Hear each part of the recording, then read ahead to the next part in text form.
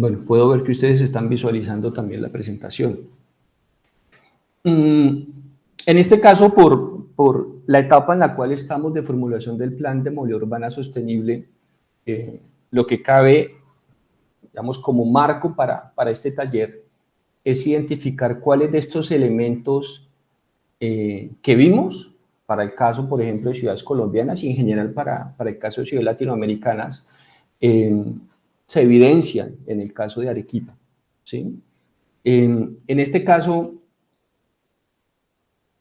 lo primero que hacemos es retomar la problemática del enfoque tradicional y lo que nosotros podemos identificar de entrada es que claramente gran parte de la problemática que presenta el componente de transporte público está asociada al enfoque del esquema tradicional, ¿sí?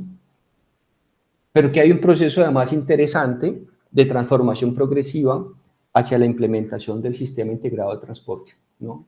Y están justo en ese momento de la transición, que yo creo que es importante. Con lo cual, de manera puntual, uno tendría que hacer énfasis en los siguientes aspectos, ¿no? A nivel de análisis genérico, que luego serán precisados a nivel de los datos que se han encontrado y serán complementados con el resultado de estos talleres de componente diagnóstico. El primer elemento tiene que ver efectivamente con debilidad institucional, ¿no? Y esa debilidad institucional de las entidades públicas se ve reflejada en sus dificultades para ejercer las funciones de planeación, de gestión, de monitoreo, de control y de sanción, ¿no?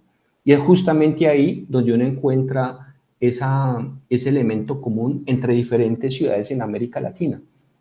Lo primero es que se enfrenta a un proceso de transformación, de implicaciones técnicas importantes, de implicaciones económicas importantes, pero sobre todo de gestión del conflicto, de gestión de los agentes, ¿sí? No es solo diseñarlo y ponerlo a rodar, es cómo gestiono la preexistencia, ¿no? Y en ese caso, creo que este es un elemento que es importante dentro del componente del diagnóstico. El segundo componente tiene que ver, y que es evidente, es la sobreoferta, la flota de vehículos envejecida y de precarias especificaciones técnicas, ¿sí?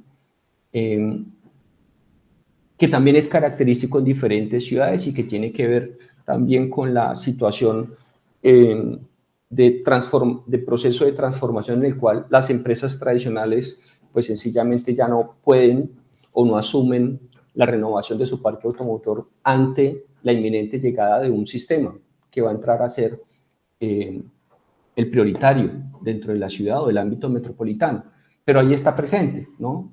Es como lo importante en el concepto contemporáneo del transporte público son sus usuarios, son los ciudadanos, es lo que al ciudadano le afecta, ¿no? Hay sobreoferta de buses y la flota que está operando dicha oferta, pues tiene unas condiciones que son precarias. El tercero es componente de la competencia desleal por el transporte ilegal y de servicios no regulados, que también es característico en diferentes ciudades y está presente en Arequipa. Y esto es muy importante porque este es el que a futuro puede poner en riesgo la estabilidad del sistema integrado de transporte. Ya tratamos el tema de la demanda como piedra angular en la planificación de estos sistemas. Por los anteriores ofrece altas externalidades negativas.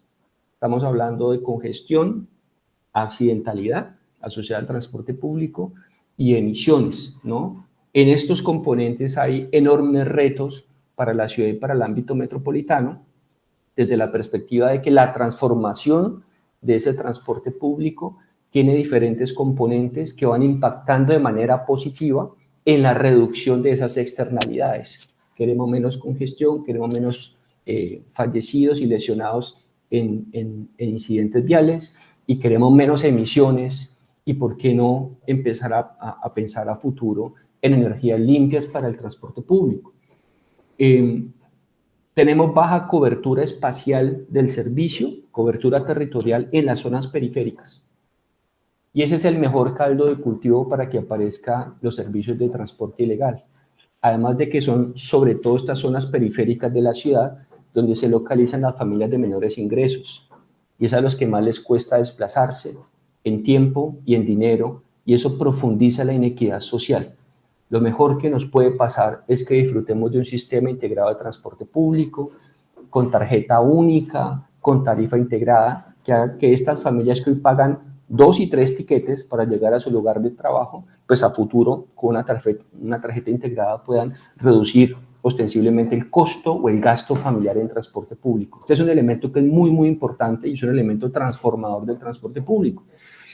Lo otro es que en las condiciones actuales hay prácticamente una nula accesibilidad para los grupos de discapacidad en el servicio de transporte público. Si usted tiene un familiar o usted mismo está en silla de ruedas o tiene alguna otra discapacidad física importante, pues prácticamente o toma un taxi o no se puede movilizar, cuando todos los grupos tienen derecho a desplazarse de manera autónoma y que nosotros le proveamos la infraestructura y los servicios que así lo permitan. De igual manera, hay un porcentaje importante de acoso sexual a mujeres. El tema género en transporte público es un tema fundamental en ciudades latinoamericanas y lo hemos identificado en el trabajo de campo también, con base a las encuestas presenciales que se hicieron. Y claramente se están presentando dificultades en la transición hacia un sistema integrado de transporte, ¿no? Que habrá que ver de qué manera el plan de movilidad urbana puede dar elementos para potenciar su mejor desempeño y de qué manera el conjunto de los ciudadanos aporta a que esa transición sea mucho más efectiva.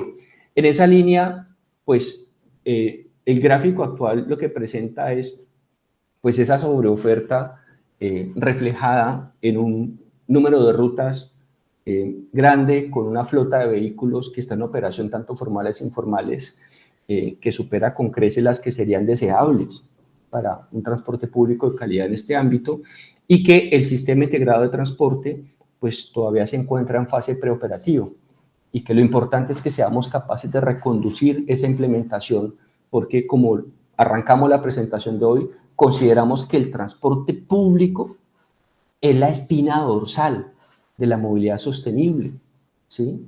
¿Por qué? Porque estamos hablando de ciudades cuyas distancias ya superan el rango de la media larga distancia y que requieren de modos motorizados para realizar estos viajes.